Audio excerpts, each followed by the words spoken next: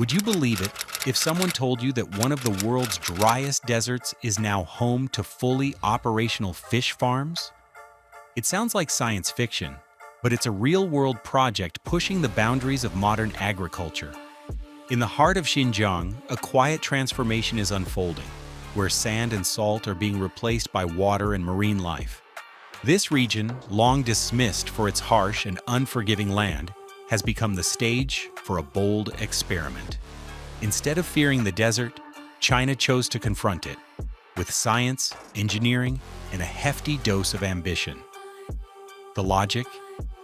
If we can cultivate life where nothing once survived, we can rewrite the future of food production.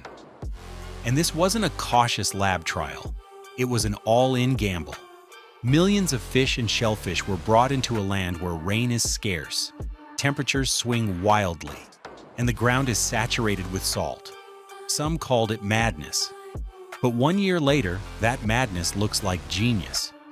A desert once deemed worthless is now revealing itself as the next frontier in global aquaculture.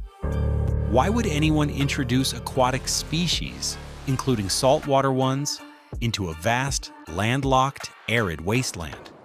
The answer isn't just about economics. It's about survival, innovation, and geopolitics. In an age of climate instability and pressure on marine ecosystems, finding alternatives in unlikely places isn't just smart, it's necessary. Xinjiang, once written off due to its hostile terrain, has become a testing ground for breaking agricultural taboos. Farming fish here was never about convenience. It was about proving that food production no longer needs to respect traditional geographic limits. By introducing species like salmon and shrimp into a completely artificial environment, the Chinese government didn't just innovate, they challenged global assumptions. The idea was simple. If it works here, it can work anywhere. And this isn't an isolated project. It's part of a larger plan involving food security, logistical control, and technological leadership. Xinjiang has become the launchpad for a quiet but profound revolution. Picture a sun-scorched, cracked desert landscape, and now imagine seeing not an end, but a beginning. That's what happened in Xinjiang. Known for its brutal mountains and sweeping deserts, the region now hosts aquaculture systems that look more like space stations than farms. The transformation began with the rediscovery of a long-overlooked resource: glacial meltwater from the Tian Shan Mountains. Pure, cold, and rich in oxygen, this water became the foundation of a project once deemed impossible. Ancient, underused reservoirs were turned into aquatic oases. While the desert surface bakes under an unrelenting sun, fish now swim in crystal-clear water below. The contrast is almost poetic and deeply strategic. What was once considered nothing is now producing tons of high-value protein. The message is clear. Xinjiang has shed its image of stagnation and embraced reinvention. Soil that once rejected roots now cultivates seafood. In 2023, what once sounded insane made headlines. Planes loaded with aquatic life flew over deserts to land in one of the most improbable places for farming on the planet. This wasn't just a project being born, it was the birth of a new paradigm. Shrimp, salmon, grouper, all introduced into ecosystems engineered with surgical precision. Nothing was left to chance. Every detail, from water temperature to salinity levels, was calibrated to ensure not just survival, but thriving. And thrive they did. In under a year, the first harvests exceeded expectations. Scientists who had once been skeptical started paying attention. Global media took notice, and the world began asking, how is this even possible? The answer lies in a rare combination of bold policy, cutting-edge science, and a hunger for solutions that no longer rely on oceans. From that point forward, the impossible was officially up for debate. For centuries, the waters flowing from the Tian Shan Mountains quietly went unnoticed. But now, These icy veins from the roof of the world are powering a food revolution. These waters, as pure as untouched springs, are perfect for demanding species like salmon. More than that, they naturally carry minerals that help raise healthy, resilient fish. What was once ignored is now central. Redirected into controlled reservoirs, these waters have revealed a hidden calling to sustain life at scale, even in the desert. And not just any life, but commercially valuable marine life. Xinjiang has begun extracting real economic value from what was once invisible. And it all started with rediscovering a resource that had been there all along, just waiting to be used wisely. No one expected that the key to agricultural success in the desert was frozen in the mountains.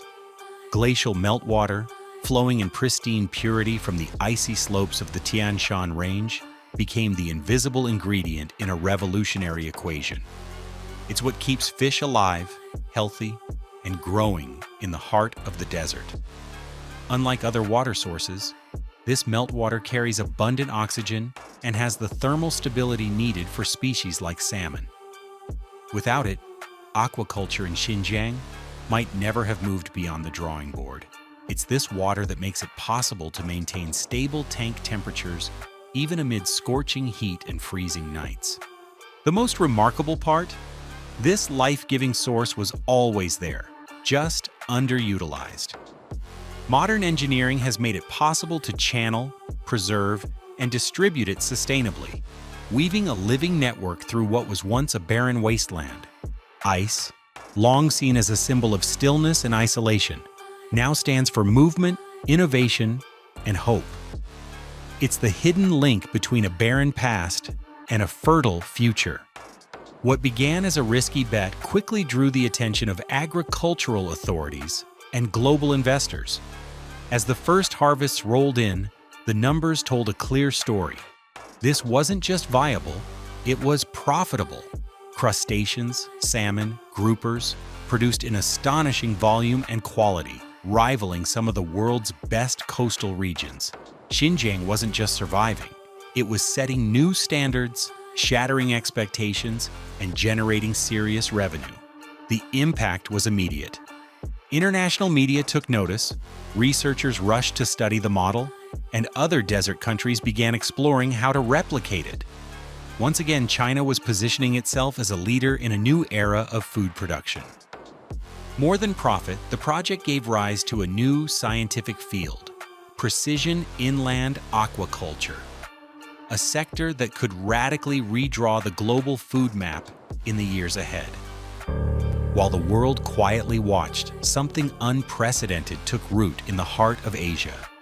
Xinjiang's fish farms rose like high-tech mirages in the sand. Sensor-controlled tanks, autonomous feeding systems, and real-time analytics became standard. The contrast between the harsh, natural landscape and the sleek operations is striking. Above, sun-scorched dunes. Below, cool water, growing fish, and fine-tuned sensors keeping every variable in check. It's an invisible performance, but one of extreme efficiency. These farms don't rely on hundreds of manual laborers. They operate with near-surgical precision, using AI to regulate salinity, oxygenation, and temperature, minimizing waste and maximizing productivity. It's the birth of a new production model, where agriculture meets technology to turn the impossible into routine. And it's happening far from the ocean, in the heart of the desert. The logistics behind Xinjiang's aquaculture revolution looked more like a military operation than a farming project. Cargo planes lifted off from coastal regions, loaded with thousands of juvenile fish and marine seeds. Their destination? A salty, parched soil where few believed anything could live. Each species required specific conditions, ideal temperatures, tightly timed journeys, constant humidity, and carefully controlled salinity during transport. Every detail was mapped out, resulting in survival rates that exceeded expectations. But the real achievement wasn't just getting the fish there, it was getting them to thrive. Supply chains were optimized, transport tech evolved, And soon, a fully functional, profitable, artificial ecosystem was born. This mobilization of resources, ideas, and technologies shows that geography doesn't define the limits of agriculture. Human will does. Where there is logistics and strategy, there is life. Tumxuk was once written off as dead land. Its soil was so saline that even grass wouldn't grow. Today, it's home to one of the most complex and surprising feats of modern aquaculture: saltwater fish farming in the middle of the desert. A paradox that has become a global showcase for innovation. It all begins in climate-controlled greenhouses, where juvenile fish grow in tanks with seawater-like conditions. They gain strength through the winter, preparing to move into external saline tanks carved into the desert. Chemical engineering transforms these artificial lakes into miniature oceans. Minerals, trace elements, and microorganisms are fine-tuned with scientific precision. The result? Environments capable of sustaining species once thought to belong only on the coast. Tumxuk is no longer a place where nothing grows. It's now proof that, with technology and boldness, even salt can give rise to life. A calculated miracle where scarcity became abundance. What's happening in Xinjiang isn't just production engineering. It's the intentional creation of ecosystems where none existed before. Every lake, every tank, every drop of water is designed with one purpose: to sustain life. Nature here isn't just respected, it's recreated through data. Environmental engineers, marine biologists, and climate specialists work in harmony. The mission is bold but clear: build a functioning marine ecosystem in an arid land. And surprisingly, it's working. Species that had never touched sand are now thriving on it. The once cursed saline soil has become an ally. Enhanced with specific nutrients and controlled microorganisms, it mimics the ocean floor. The result is a hybrid environment, a symbiosis of nature and engineering. This marriage between humanity and nature doesn't aim for dominance, but for balance. A partnership where both sides win. Nature finds a new expression, and humans discover new sources of life. Behind the seemingly simple concept of fish farming in the desert lies a complex network of machines, sensors, and algorithms. It's not just innovation, it's surgical precision. Xinjiang's farms operate like control centers, where every second, every degree, and every drop is monitored in real time. Sensors detect even the slightest fluctuations in temperature, salinity, oxygen, and pH. Automated systems process this data and adjust conditions almost instantly.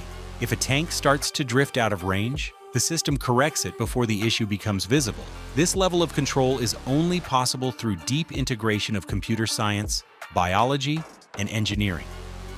It's the pinnacle of agriculture 4.0, an ecosystem where humans oversee, but machines keep life thriving. It's not just impressive, it's essential. In such a hostile environment, there's no room for error. Every variable must stay perfectly balanced. Thanks to technology, the desert miracle happens every single day. Here, fish eat right on time, with exactly the nutrients they need. No more, no less. Feeding is managed by intelligent systems that analyze the growth of each batch and adjust portions using nutritional algorithms. All of it, without direct human intervention. Each tank is a miniature data plant. Motion sensors monitor fish behavior, spotting patterns in appetite, health, and stress. If one group moves less than expected, an alert goes off. If they're eating faster than usual, feed is replenished automatically. These smart farms not only ensure quality and efficiency, but also drastically reduce waste. Instead of dumping tons of feed and hoping for the best, every gram is calculated based on stats, animal health, and optimal growth.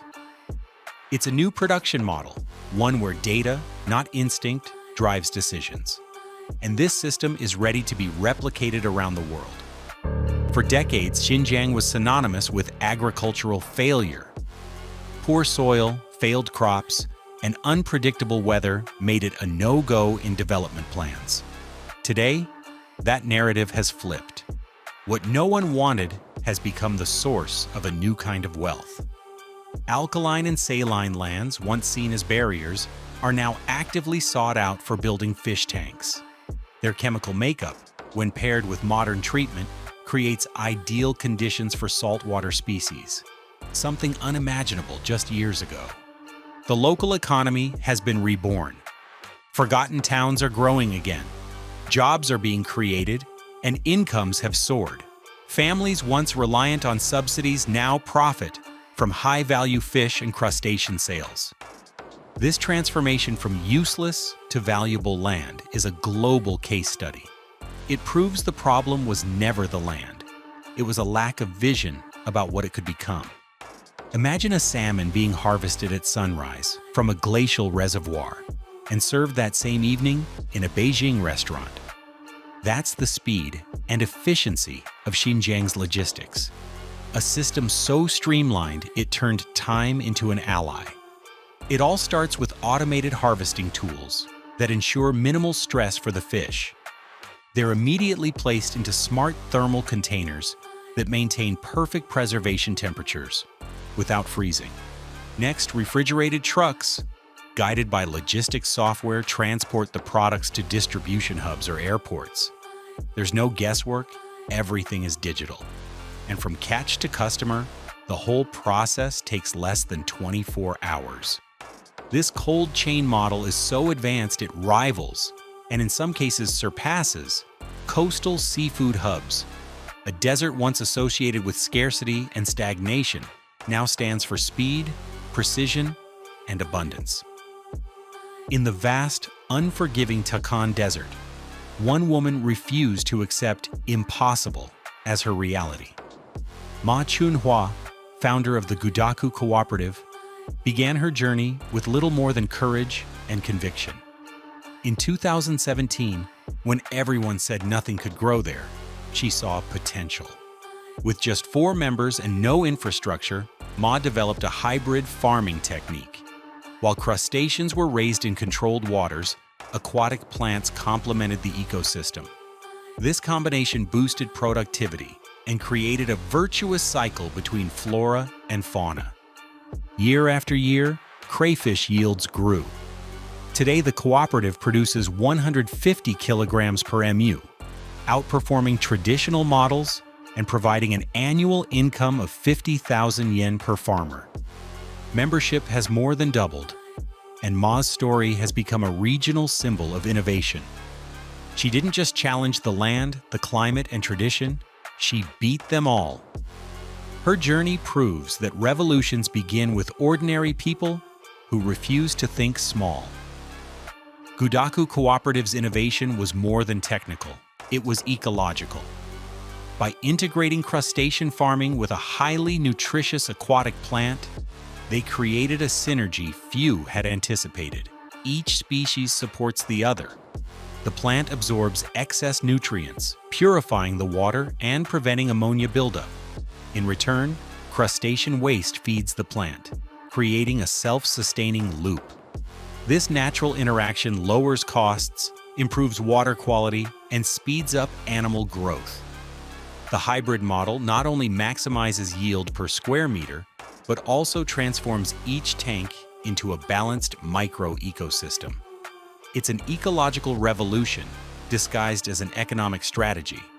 More than a technique, it's a philosophy. Success often comes from watching nature and letting it collaborate with itself. When the initial numbers came out, even the optimists were stunned. In just 1 year, Xinjiang's salmon farms hit 7,000 tons of production. What was once dismissed as an experiment was now called a model.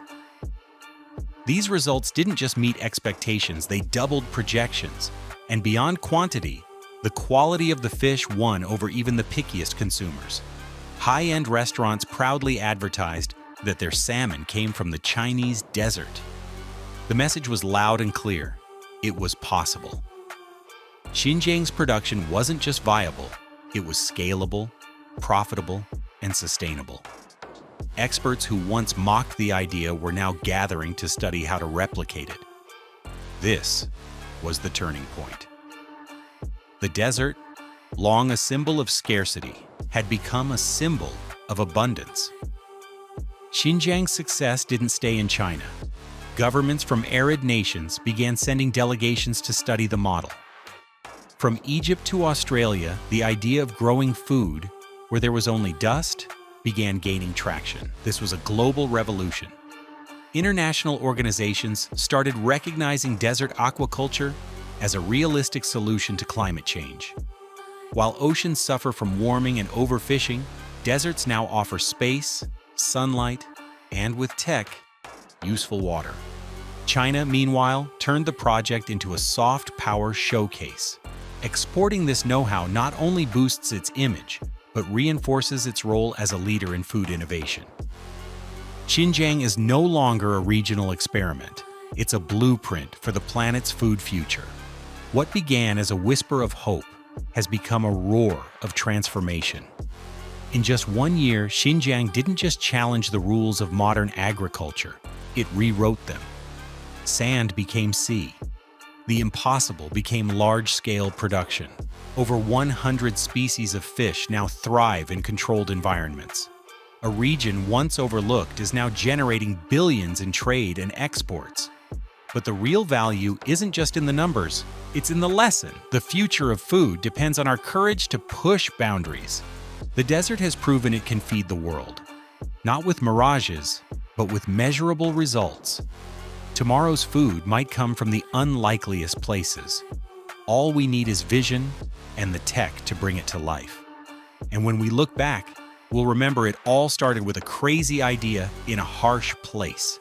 An idea that, against all odds, worked. If this video surprised you, imagine what else is happening around the world that no one's telling you. Like, share, and subscribe for stories that go beyond the obvious. Because here, we uncover what most haven't even imagined yet. And tell me in the comments, where do you believe the future could unexpectedly bloom? Your idea could spark the next revolution.